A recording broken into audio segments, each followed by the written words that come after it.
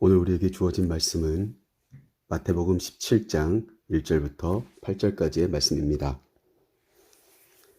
엿새 후에 예수께서 베드로와 야고보와 그 형제 요한을 데리시고 따로 높은 산에 올라가셨더니 그들 앞에서 변형되사 그 얼굴이 해같이 빛나며 옷이 빛과 같이 휘어졌더라. 그때에 모세와 엘리야가 예수와 더불어 말하는 것이 그들에게 보이거늘 베드로가 예수께 여쭈어 이르되 주여 우리가 여기 있는 것이 좋사오니 만일 주께서 원하시면 내가 여기서 초막셋을 짓되 하나는 주님을 위하여 하나는 모세를 위하여 하나는 엘리야를 위하여 하리이다. 말할 때에 호련히 빛난 구름이 그들을 덮으며 구름 속에서 소리가 나서 이르되 이는 내 사랑하는 아들이요 내 기뻐하는 자니 너희는 그의 말을 들으라 하시는지라.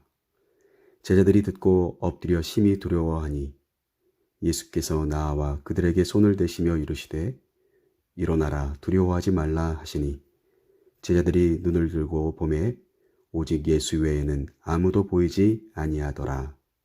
아멘. 오늘 예수의 길 26번째 장소로 우리에게 소개되고 있는 장소는 다볼산이라고 하는 장소입니다. 책의 저자는 이 다볼산을 흔히 많은 사람들이 추측하건대 우리가 흔히 말하는 이 다볼산을 변화산이라고 사람들이 생각하고 있기에 오늘 본문과 이 다볼산을 우리에게 소개해주고 있습니다. 여러분들이 가지고 계신 예수의 길 책 맨 뒤쪽에 지도를 보시면 다볼산은 갈릴리 쪽에서도 나사렛보다 더 아래쪽에 위치한 높은 산입니다. 우리 책에 보시면 약 580m 정도 되는 높이의 산이었다라고 이야기합니다. 넓은 평원이 쭉 펼쳐지고 있는데 갑자기 이 산이 우뚝 솟아올라 있다는 것이죠. 그래서 많은 사람들은 영험한 산으로 하나님의 위엄과 영광이 드러나는 산으로 그렇게 여기면서 살아왔다라고 하는 것이죠. 결국 오늘 우리가 확실한 건 아닙니다만 책의 저자와 또 많은 주석학자들이 말하는 것처럼 바로 예수님께서 제자들과 함께 올라가서 변형되셨던 산, 그 산이 바로 다볼산이라고 했을 때 이 산에서 어떠한 일들이 함께 이루어졌을지 오늘 본문을 중심으로 우리가 함께 말씀을 나눠볼까 합니다. 오늘 책의 소제목이 십자가를 향하여 출발하는 자리라고 되어 있습니다. 참 독특하죠. 다볼산이라고 하는 이 장소에서 예수님은 십자가를 향해서 출정하셨다. 출발하시는 자리였다. 그렇게 오늘 이야기한다면 예수님께서 몸이 변형되셔서 모세와 엘리야와 함께 대화하시는 내용은 예수님의 십자가의 출정식이었다라고 볼 수도 있겠죠. 자, 그렇다면 오늘 우리는 이 본문 속에서 어떤 것들을 함께 생각해 볼 수 있을까요? 먼저는 예수님께서 함께 산에 오르게 한 제자들이 누구인가를 살펴볼 필요가 있겠습니다. 본문 말씀 1절 말씀을 같이 한번 읽어보겠습니다. 엿새 후에 예수께서 베드로와 야고보와 그 형제 요한을 데리시고 따로 높은 산에 올라가셨더니. 많은 사람들이 여기서 다볼산을 변화산이라고 이야기하는 이유가 여기서 따로 높은 산에 올라가셨다라고 하는 표현입니다. 갈릴리 일대에서 어찌 보면 가장 높았던 산은 다볼산이었기 때문이죠. 자, 그렇다면 누구와 함께 올라가셨습니까? 오늘 1절 말씀에 보니까 베드로, 야고보, 그리고 요한 이렇게 세 사람과 주님이 올라가셨습니다. 저는 이 말씀을 묵상하면서 그런 마음이 들었습니다. 제자들 중에서도 이 사람들, 바로 베드로, 야고보, 요한 이 세 사람은 리더 그룹이 아니었을까라는 생각입니다. 그도 그럴 것이 많은 성경에서 보시면 제자들이 12명이 세워졌지만 예수님께서는 유독 이 세 사람과 더 많은 추억을 쌓아가시는 것을 보게 됩니다. 어찌 보면 제자들 중에서 어부로서 이 사람들을 가장 먼저 사람을 낚는 어부가 되게 하시겠다고 부르셨던 장면부터 출발하여서 회당장 야이로의 딸을 살리실 때도 이 세 사람을 함께 데리고 가십니다. 그리고 많은 사람들이 보는 앞에서 그 여인을 살리신 게 아니고 바로 모든 사람을 다 다락방에서 내려가게 하신 후에 이 제자들이 함께 있는 그 자리에서 소녀를 이렇게 세우시죠. 또 한 가지는 나중에도 확인해 볼 수 있겠습니다만 겟셋마네 동산에서 예수님께서 십자가를 앞에 두고 계실 때 다른 제자들이 머물러 있는 곳과 다르게 조금 더 예수님이 계시는 곳에 가까운 곳으로 초대된 세 사람이 있었는데 바로 이 세 사람이었죠. 베드로, 야고보, 요한이었습니다. 그리고 그들에게 주님께서 기도를 요청하시죠. 여러분, 제자라고 다 같은 제자가 아닌 것 같습니다. 여기서 한 가지 우리가 오해하지 말아야 될 것은 예수님의 편애를 말하고자 하는 것이 아닙니다. 예수님께서는 이들에게 특별히 더 훈련을 시키고 싶어 하셨고 조금이라도 함께 보고 느끼고 경험하기를 원하셨던 것 같습니다. 그래서 오늘도 예수님께서는 세 사람과 함께 높은 산에 올라가시죠. 저는 이런 말씀을 드리고 싶습니다. 저와 여러분이 만약에 부르심을 받았다면 그리고 주님께서 우리에게 어딘가 높은 산으로 올라가자고 말씀하신다면 여러분 그 산에 올라가는 것이 목적이 아니라 그 산에 올라가는 것보다 더 중요한 목적은 주님께서 함께 산에 오르자고 하셨을 때 그 안에서 나에게 뭘 느끼게 하기를 원하시는가?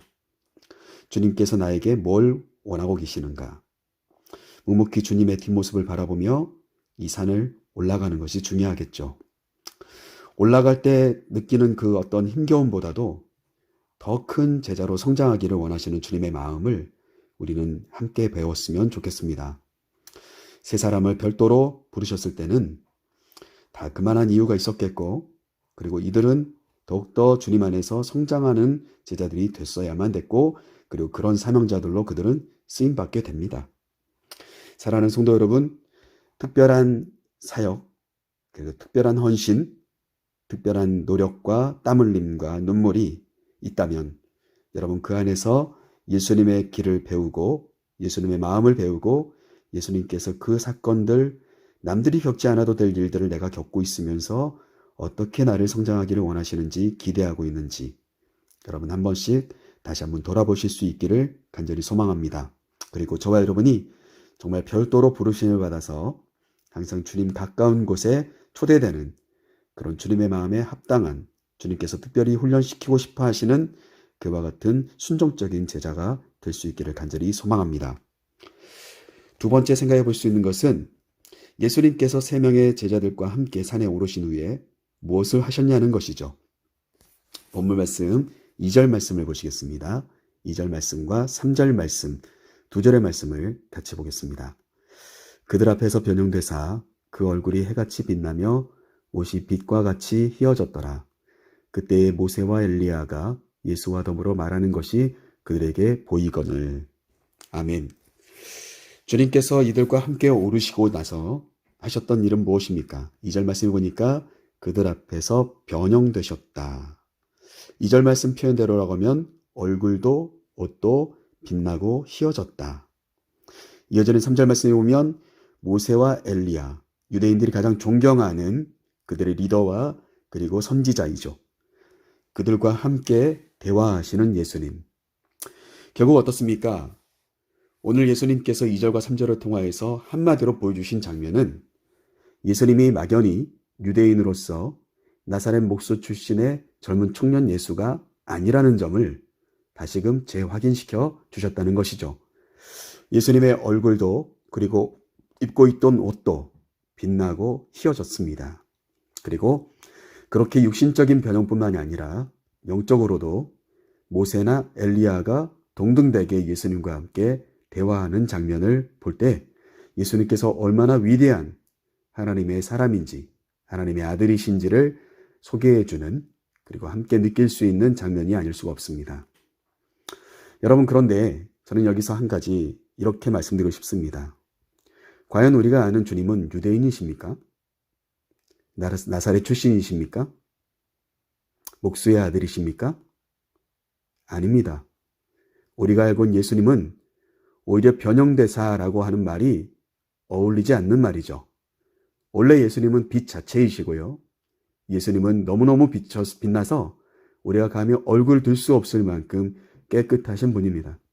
그리고 예수님은 영적으로 하나님의 아들이시고 하나님과 동등된 입장에 놓인 분이시기에 모세와 엘리야와 당연히 대화하실 수 있는 그런 어미로운 분이시죠. 그런데 어떻습니까?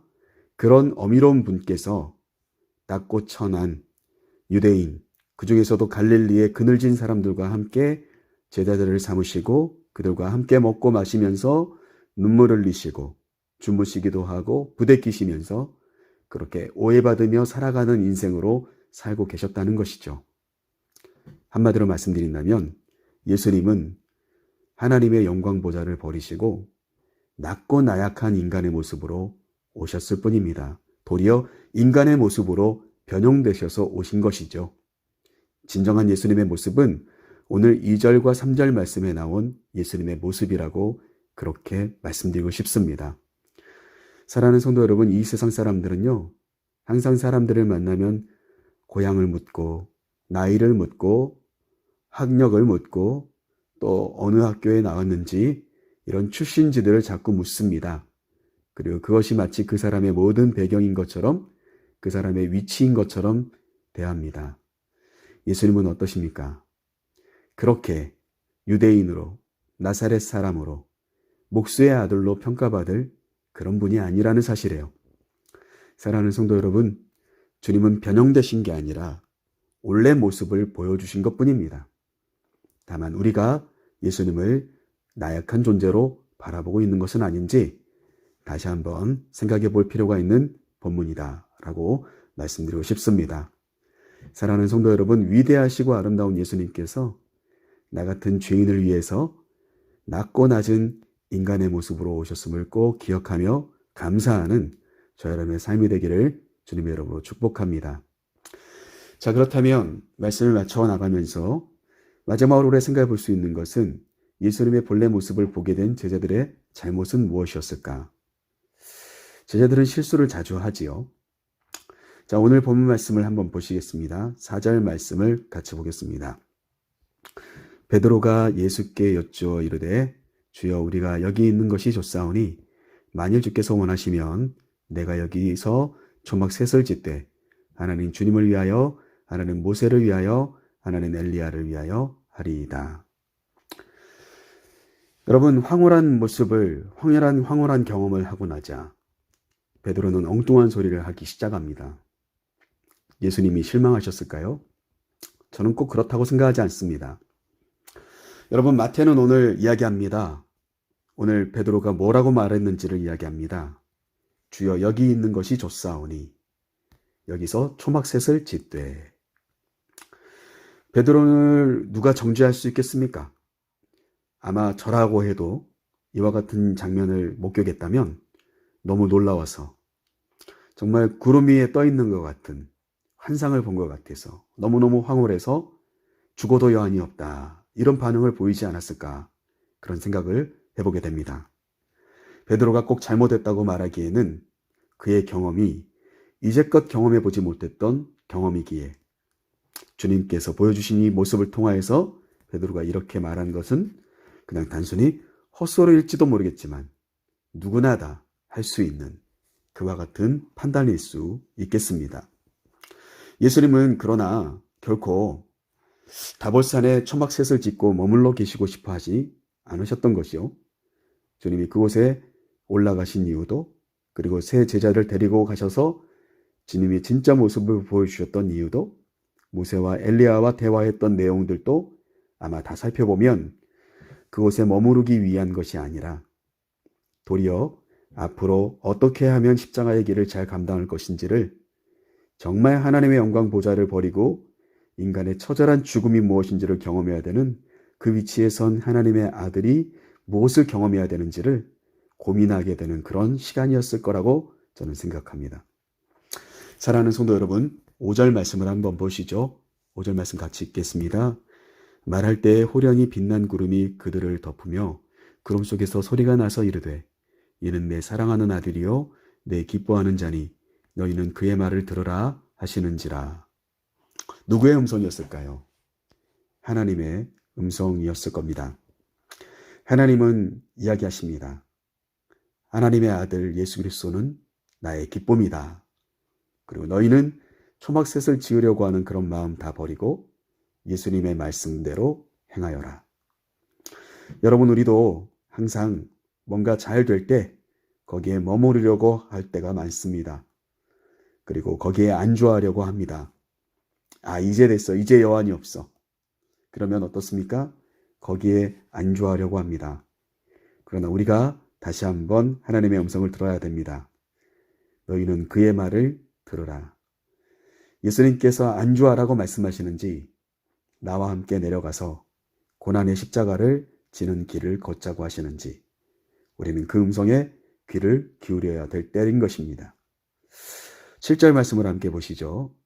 예수께서 나와 그들에게 손을 대시며 이르시되 일어나라 두려워하지 말라. 일어나라고 말씀하시죠. 그리고 두려워하지 말라고 말씀하십니다. 주님께서 오늘도 저와 여러분에게 말씀하실 것입니다.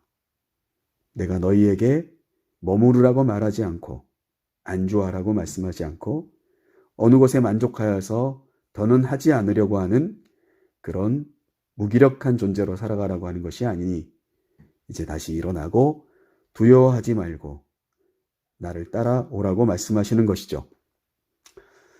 제자는 주저앉아서 초막에 머무르려고 하지 말아야 합니다. 영적인 경험을 했다면 일어나 산 아래로 내려가서 십자가의 길을 함께 걷기를 원하는 그런 예수님의 동행자가 되어야 할 것입니다. 두려워하는 마음을 떨쳐내고 오직 십자가의 길을 바르게 끝까지 완주하는 것이 진정한 제자의 영적인 체험의 이유라고 그렇게 오늘 주님은 말씀하시는 것입니다. 8절 말씀을 보시죠. 제자들이 눈을 들고 보매 오직 예수 외에는 아무도 보이지 아니하더라. 저와 여러분의 눈에도 오직 예수님만 보였으면 좋겠습니다. 어떤 황홀한 환상, 그리고 어떤 꿈 같은 세월, 막연한 어떤 그런 착각, 그런 것이 아니라 저 여러분의 시선에도 이제 십자가를 향하여서 가고자 하시는 예수님만 우리의 눈에 함께 보이고 그분만을 따라가기를 원하는 우리의 길이 될 수 있기를 간절히 소망합니다. 말씀 마칩니다. 편하기 위해서 또 무언가 세우고 얻고 차지하기 위해서가 아니라 우리는 주어진 사명을 위해 고난을 선택할 수 있는 두려워하지 않는 일어나는 자들이 되어야 될 줄로 믿습니다. 오늘 예수님처럼 우리도 영적인 존재로 날로 새롭게 변화될 수 있기를 주님의 이름으로 간절히 축복합니다.